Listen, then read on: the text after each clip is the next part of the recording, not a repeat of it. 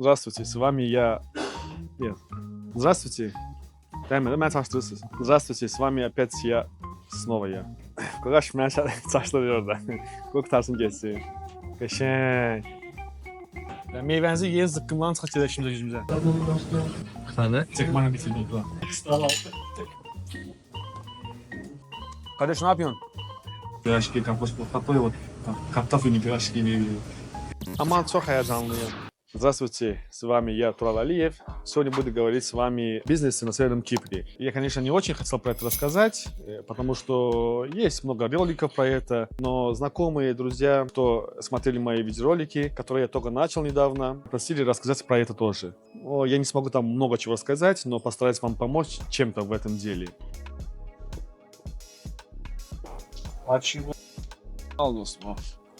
Изначально хочу вам рассказать, что чтобы открывать свой бизнес на Северном Кипре, вам нужно сперва иметь ВНЖ, вид на жительство. Для этого нужна квартира либо в покупку, либо в аренду, и потом дальше можно строить свой бизнес-план, да, скажем, открывать фирму.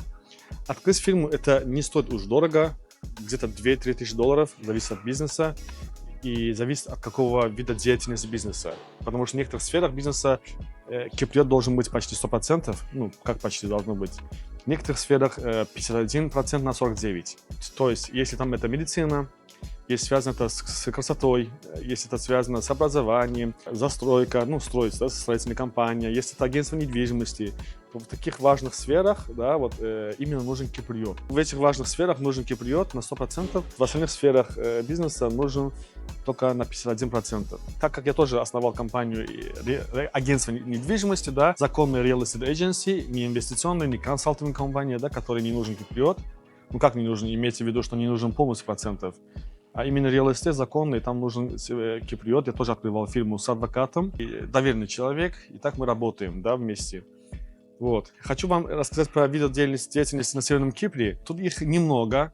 Просто приезжие люди из-за границы сюда приезжают, чем бы заняться, все бросаются на недвижимость, там агентом становятся, там, да, вот работают, зная закон Кипра, не зная правила недвижимости, то есть как продавать, что продавать, не зная. Их очень много на острове. Законных тоже как бы много стало, и незаконных тоже. Конечно, в мое время очень мало было агентов, риэлторов. Да. Сейчас тоже законных и хороших, которые знают все законы, да, либо знают, как это работается, таких мало. Да, люди, так скажем. И поэтому многие закрывались, уехали. Вот. Бизнес открывать здесь несложно. Несложно, нужно иметь капитал на руках, смотря какой вид деятельности. Конкретики не было. Конечно же, там не просили там миллион людей, да, я всегда говорю миллионные подписчики, это шутка, да, но 10-12 человек был такой запрос, чтобы по бизнесу рассказать. Вот поэтому хочу о этом говорить. Здесь на острове, как мы знаем, что это остров непризнанная страна, Северный Кипр. Если ты занимаешься торговлей, например, да, то любой товар лучше привезти из Турции. Почему? Потому что Турция считается вторая страна, так скажем, да, а другие страны как бы уже третий ряд идет. Потому что когда привозишь, например, какие-то товары с другой страны, на налог, на таможню, там много считают, чтобы именно этот товар поступал с Турции.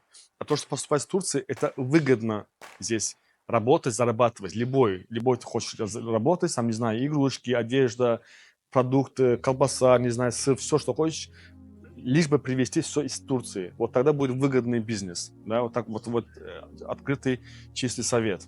На Кипре, конечно, все хорошо. Даже в ресторанах сейчас сидим, кушаем, все хорошо, но опять-таки не хватает хороших ресторанов, где быстрая еда. Готовая еда именно в нашем регионе, город Искеле, где все развивается, но 24 часа в сутки кафе не работает. Вот такого ресторана, например, типа кафе-ресторан не хватает. Потому что людям всем хочется быстрой еды. Если посмотреть фильм, я советую смотреть фильм вот Макдональдса, да, как основалось. Почему Макдональдс стал знаменитым такой, да, вот за минуту готовили гамбургер. Вот быстро. Люди все подъезжали, покупали, уезжали, подъезжали, покупали, уезжали. Для нас всех самое ценное это время. Чтобы время сокращать и хорошо зарабатывать, вот такие вот сервисы нужны на Кипре. Это раз. Второе. Могу посоветовать, например, именно опять-таки в нашем городе Скеле хорошего детского сада не хватает. Потом дальше могу вам сказать, что одежды. На нашем острове, так скажем, не хватает одежды для женского пола. реально ничего невозможно найти. Я слышу это от коллег, от знакомых, от семьи и так далее.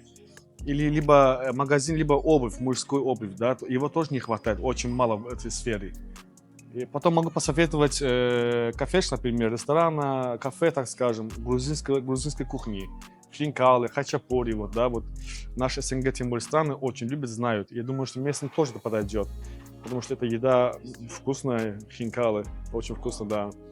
Потом товары тоже из вещей, детских магазинов тоже очень мало. Есть, но они либо некачественные, либо не все подходит. Магазин одежды для детей тоже был бы очень хорошим вариантом. Просто люди, те, кто все приезжает, привыкли, что видеть тут, да, вот одни автосалоны везде, машинам заниматься, либо продавать недвижимость. Но кроме этого, ребята, есть другие сферы тоже есть. Есть много вид деятельности, бизнеса, которым можно заниматься. Также, опять-таки, даже кофейные места, вот кофе попить, да, открылись, некоторые места есть, но еще есть востребованность на это. Если дать пару идей хороших, например, да, наливать кофе не в стакан, например, да, вот, а в другие, какие-то другие использовать вещи, не как стандартно во всех кафешках, обычный стакан, либо картонные стаканы. Если внести пару изменений, а эти изменения я скажу, когда уже если будет вам интересно, свяжитесь со мной, я вам скажу, какие изменения. Я думаю, что можно хорошо на этом тоже заработать. Конечно, для этого всего бизнеса нужно иметь капитал, да, денег. Если у вас не хватает денег, капитала, да, для этого, чтобы начинать, можно взять себе партнеров, 2 либо 3, без разницы, можно 4, 5, грубо говоря, да, чтобы хоть с чего-то начать. Если набрать хороший оборот, то потом эти 5 же, если даже, скажем, пример, 5 партнеров, да, по бизнесу, например, да, скажем, например, кофе-шоп, грубо говоря, один, либо магазин, скажем, да, если будут вместе работать и развивать свой бизнес, да, продавать, то это один магазин, потом станет 2 магазина, потом 3 магазина, потом 4-5, и получится, что у 5 партнеров имеется у каждого по одному магазину, да, и выручку можно поровну делить. Например, когда я начинал свой бизнес, да, в 2019 году именно, ну, риэлторский бизнес. Я до этого тоже другими делами занимался. У меня и автомойка была, и компания по уборке была. Кстати, очень хорошая идея уборкой тоже заниматься. Здесь очень нужно это. Когда открывал свой бизнес, я рассказывал в своем предыдущем видеоролике, как я основал фирму и как я открыл компанию, и как начал зарабатывать. С нуля, без ни одного доллара, не имея в кармане, да. Ну, как, конечно, там пару штук было для сайта, для остального. Я рассказывал, как я открыл фирму, и я это взял, откуда-то эту идею взял, потому что я прочитал про это где-то, просто не помню где, я рассказал, как это все случилось, вот. И также думаю, что, ребята, если вы будете смотреть некоторые фильмы реально, которые на реальных событиях основаны, либо другие, например, как я рассказал до этого, что фильм, например, про Макдональдс есть, социальная сеть, Facebook, очень помогут вам открывать свой бизнес, либо зарабатывать, да. Просто нужно выбирать там ключевые слова, либо какие-то книжки, либо «Путь Джека Ма», там, или «Как основал Алибаба», либо Роберто Кийосаки, да, мой любимый автор, даже пример из книги «Богатый бедный папа». Все эти книги, если брать ключевые слова, использовать эти фразы, взять себе, да, то, поверьте, можно открыть бизнес, не имея, там, не знаю, 1 миллион либо 100 тысяч в кармане. Просто нужно взять ключевые слова и использовать их. А если хотите, чтобы я вам давал, я не говорю, что я прям там великий спикер, нет. Но если напишите, какой у вас вид деятельности в голове есть, как это сделать, вопрос будет, да, я, может, смогу чем-то вам помочь, вам подсказать, да, как это все можно реализовать на Северном Кипре. Про других стран точно не смогу сказать, потому что у каждой страны свои законы, да, как мы знаем все. А про Северный Кипр хоть смогу чем-то помочь, то помогу. Вот. И я также, как бы, тоже, когда начинал, не было ничего.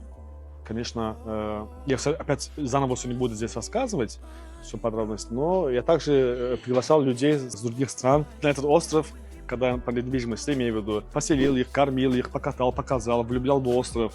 В самую первую очередь, влюблял в остров, почему Северный Кипр. А дальше я уже начал с ними работать. Поподробнее не буду уже рассказывать, но это происходит, и сможете продавать любой свой продукт. Сперва приглашая людей. И поэтому же люди делают открыто делают каждого кафе, ресторана, чтобы люди приходили. Конечно, зарабатывая на недвижимости, я много чего понял, много людей встречал и начал развивать свой другой бизнес. да, вот, и за границей, и на Северном Кипре. И, конечно, еще параллельно начал заниматься криптой.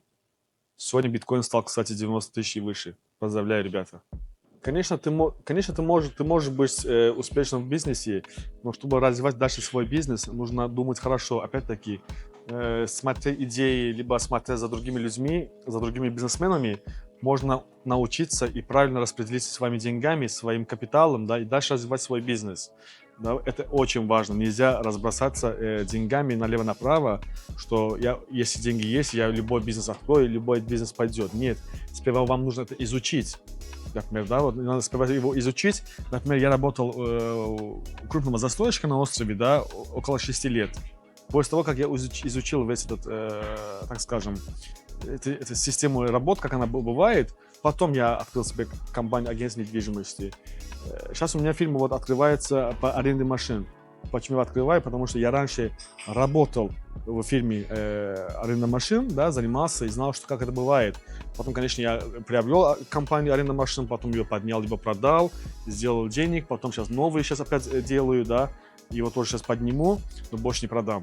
Если хотите заниматься бизнесом, то вкладываться нужно, опять-таки, в правильный бизнес, то, что вот никогда, ну, не умрет, так скажем. Это медицина, это образование, это недвижимость, это продукты, это кофешопы, вот, которые они всегда были и всегда будут. Да, вот в таких бизнесах, и либо вот пиццерия, да, вот сладости, не сладости, пирожки, картошка, вот такое вот, картофельные пирожки, имею в виду, пример сказал. Вот такие вот бизнесы, которые всегда востребованы, это никогда не умрет. Да, может быть, доход будет меньше, но никогда не пойдешь в минус, да, вот. Например, у меня был магазин продуктовый, я, конечно, там потерял, да, хотя я говорю, что не потеряешь. Почему потерял? Потому что я сам лично этим не занимался, не проверял, отчеты не вел. Да просто так, 2,5 года, и я в минус пошел, потерял там больше 60 тысяч фунтов. Это приблизительно 80-85 тысяч долларов. Ну, к чему я иду, что в каждом бизнесе сам должен в голове стоять, все должен проверять, четко проверять. После того, как это все полностью по порядку установится, да, вот вся эта система, техника, потом дальше можешь уже второй, третий магазин открывать сетевой, потому что ты уже одно уже понял, как это работает. Но я поторопился, не начал заниматься, не смотрел, не проверял, поэтому там потерял. Это ошибка. В бизнесе можно и потерять, и подниматься. Но если открывать продуктовый магазин в правильном месте, у меня тоже было в правильном месте, но сам должен за всем следить, за товаром, что приходит, что уходит, там каждую неделю отчет, либо каждый месяц отчет, тогда думаю, что будет успешно. В любом бизнесе, думаю, так бывает. Я, конечно, там потерял денег, да, очень много, но кому-то, может, для кого-то это немного, для миллиардеров или миллионеров. Я потерял денег, но зато я получил урок, да. Я понял, что это урок, опыт. Я помню, что где-то я читал, что в школе мы изучаем, да, уроки, потом сдаем экзамен. А в реальной жизни мы сразу сдаем экзамен, потом изучаем. И сейчас изучил, и я понял, что как нужно двигаться уже в следующем этапе, если буду открывать такой же бизнес. Если бизнес получился неудачным, это не означает, что нужно сдаваться, да. Это неправильный подход, я думаю, вообще неправильный подход, потому что, как говорил Джек Ма, говорит, сегодня будет плохо, завтра хуже, но послезавтра обязательно будет хорошо. На этом ноте я закончу, да, и хочу сказать, что подписывайтесь, пожалуйста, на мой канал. У меня цель 1 миллион подписчиков набрать. Этот день когда-нибудь настанет. Может, не месяц, может, не через 2 месяца, но через 3 месяца обязательно будет.